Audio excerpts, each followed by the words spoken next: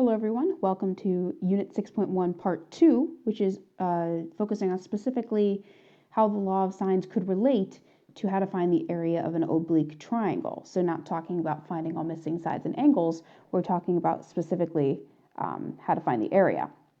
Even though the law of sines isn't used exactly here, the idea helps derive what the area formula is. But another way to help derive the area formula is again just using past knowledge. You'll notice again that right triangle trig will help us here. So here's an oblique triangle, an obtuse triangle because we have 130 degrees. Right now we're not sure about how to find the area of this thing. So from our past, we've known that the area of any triangle is 1/2 base times height. And the reason that that existed is, remember, if you have a rectangle and you split that rectangle into two triangles, the area of a rectangle is base times height, which would make sense that the area of a triangle is 1/2 of the area of a rectangle. Just a little fun geometry review. So if I wanted to find the area as 1/2 base times height, the annoying part is that your height always has to be perpendicular. And it doesn't look like we have any right angles here, unless we draw one. So I noticed that the only right angle that I could draw, or the only altitude that I could draw that could help me, would not be from C, because then I would split it into two right triangles and I only want one. Fun fact about altitudes or perpendiculars: they don't necessarily have to be inside the triangle. So if I drew a dotted line to represent the altitude or the perpendicular height of this triangle, I could. So I could call this unknown height H. So now that I have a little right triangle, I could use SOHCAHTOA if I wanted to. But the problem is, again, it doesn't seem like I have enough information because I need base times height and I don't have either. But just like one of the problems in the last video, notice that this angle and this angle are along a straight line. So it means they're supplementary, which means that this angle would have to be 50 degrees. And even though we don't need it necessarily, we could say that this is 40. But if we looked at the little right triangle that we have, we could use it to find the height. So I could say that sine, that's why it relates to the law of sines a little bit, sine of 50 degrees equals the height over the hypotenuse, which is 62. And if I solve this for h or cross multiplied, I get h equals 62 times the sine of 50 degrees.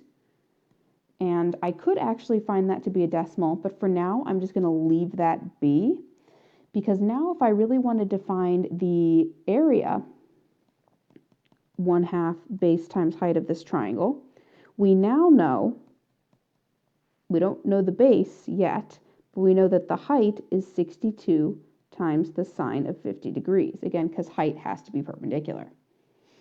Even though it looks like we don't have this piece, it actually doesn't matter. The base of your oblique triangle is defined as this purple length because the base and the height are always perpendicular. This piece here is not part of your actual oblique triangle at all.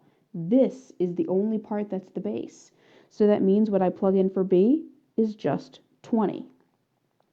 So now in your calculator, if you did area equals 1/2 times 20 times 62 times the sine of 50, you would get that the area is 474.948 units squared.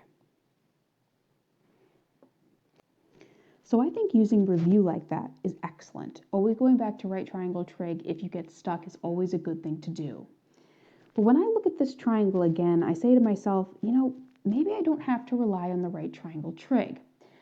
So I started thinking about this supplementary relationship between 150 and 130. And just for the sake of it, I'm going to bring back the unit circle. I know some of you just adore it, but I want to bring back the unit circle for a second. Here is 30 degrees on the unit circle. Here is 150 degrees. The points that exist at those angles are root 3 over 2, comma 1/2, and negative root 3 over 2, comma 1/2. The reason why this is negative and positive is, remember, x is negative, y is positive in the second quadrant. So what I notice right away is that the sine or the y value at 30 degrees is a half, and the sine value or the y value at 150 degrees is also a half, which means that the sine of 150 and the sine of 30 are equivalent. So maybe there's a connection between the fact that on the unit circle these two angles are supplementary and the y values are equal. I know that these two are not on the unit circle, but I wonder if the sine of 50 and the sine of 130 are the same value. Let me actually try that for a second. Let me go to my calculator. Let me turn this on. Let me go to sine of 50 degrees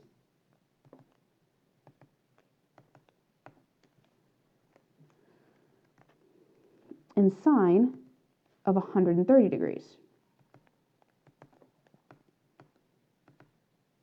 Well, would you look at that?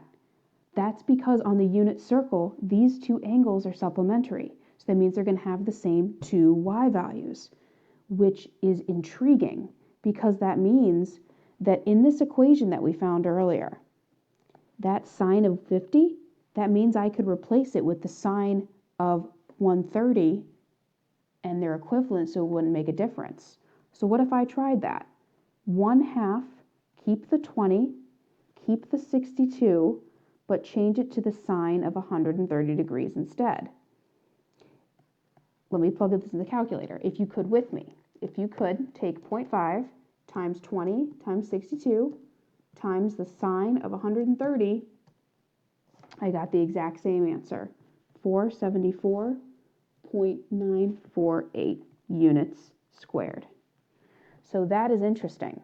Because these two angles are supplementary and supplementary angles on the unit circle have the same y values in this case, we can do a perfect substitution.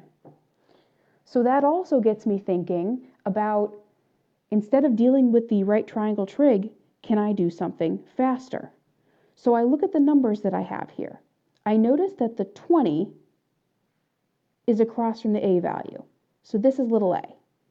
I notice that the 62 is across from the b. So this is the small b value. And then I have large angle C.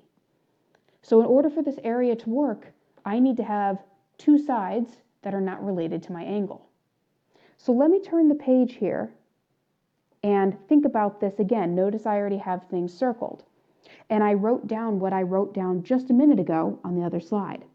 Area equals 1/2 side A times side B times the sine of C. So I have 1/2 side A, side B, sine of the angle that does not have a side length with it. So because of the right triangle trig, we actually found a way to find the area of an oblique triangle without using SOHCAHTOA.